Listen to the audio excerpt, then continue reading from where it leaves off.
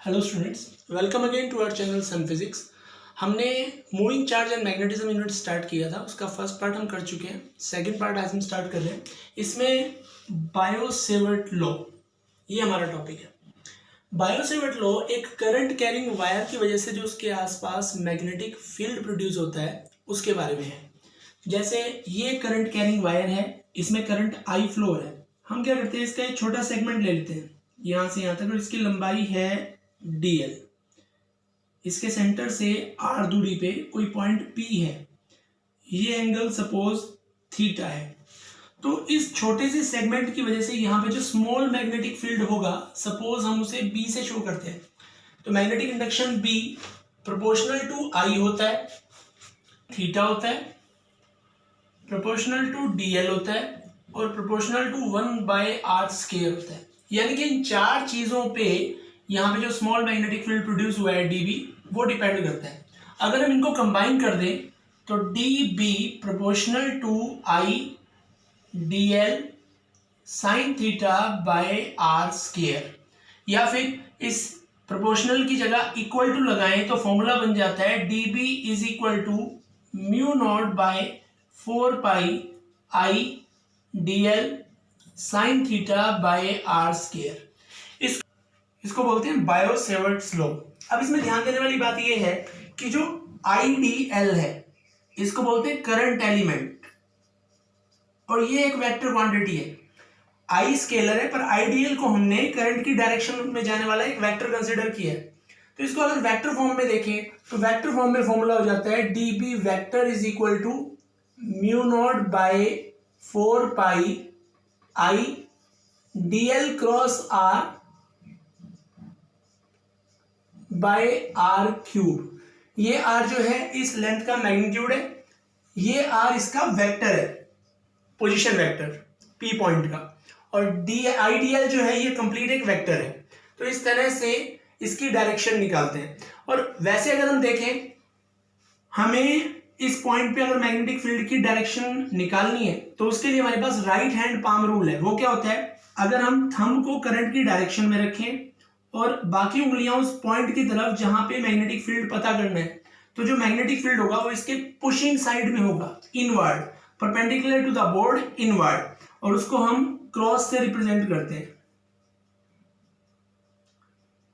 यही चीज अगर मान लिया कोई पॉइंट यहां पे है Q, इस करंट कैरिंग वायर की वजह से इसके चारों ओर मैग्नेटिक फील्ड है ना, तो इधर भी होगा, इधर भी होगा। इस पॉइंट पे निकालने के लिए वही right hand palm rule, current ऊपर की तरफ, उंगलियां उस पॉइंट की तरफ जहां पे फील्ड निकालना है। तो इस पॉइंट पे जो फील्ड होगा वो पुशिंग साइड में होगा, बाहर की तरफ। जैसे इनवर्ड को हमने क्रॉस से शो किया था, आउटवर्ड को हम डॉट से शो करते हैं। तो ये जो है ये मैग्नेटिक फील्ड की डायरेक्शन होगी इस करंट कैरिंग वायर के राइट साइड में और लेफ्ट साइड में। ठीक है, राइट हैंड पाम रूल को मैं यहां लिखवा भी देता हूं। देखिए, right hand palm rule, if we stretch our right hand in such a way that thumb shows the direction of current in the wire and other finger point towards the location where direction of B, यानी कि magnetic induction, is to be determined, then the direction of B will be in the pushing side of the palm। जैसे कि अभी मैंने आपको दोनों sides का example लेके बताया था।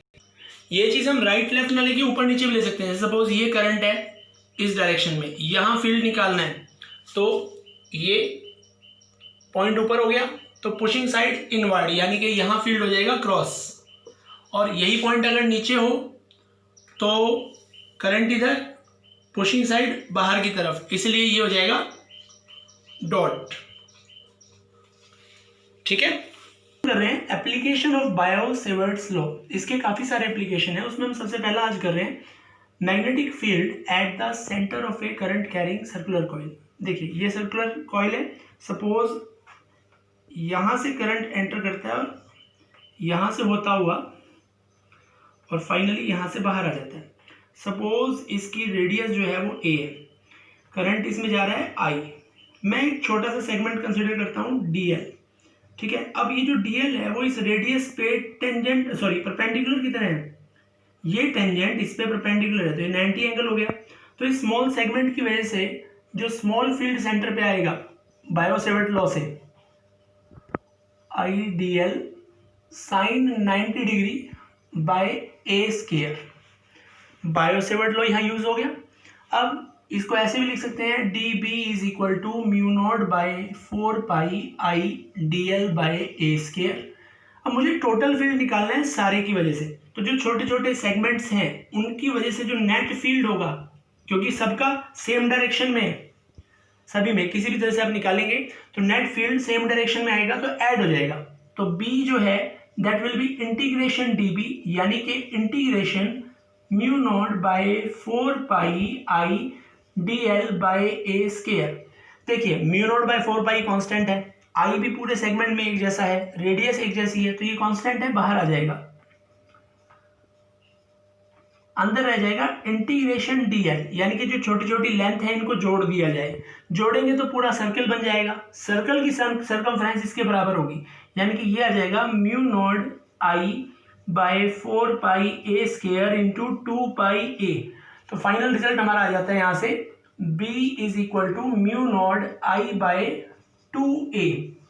ये तब है अगर केवल एक रिंग बना हुआ है। अगर ऐसे ऐसे कई सारे टर्न्स हैं रिंग्स के, तो हमारे पास b बराबर आ जाएगा mu naught n I by 2a, where n is equal to number of turns.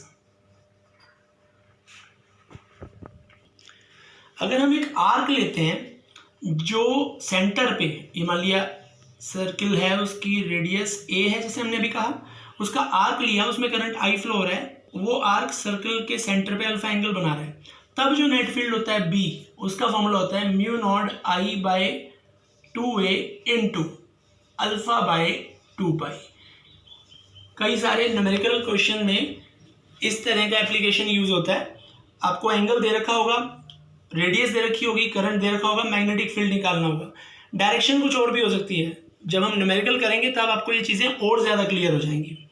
आज के लिए इतना ही, इससे आगे वाले एप्लीकेशन हम अगले वीडियो में कवर करेंगे। अगर आपको ये वीडियो अच्छा लगा है तो please like, share and subscribe.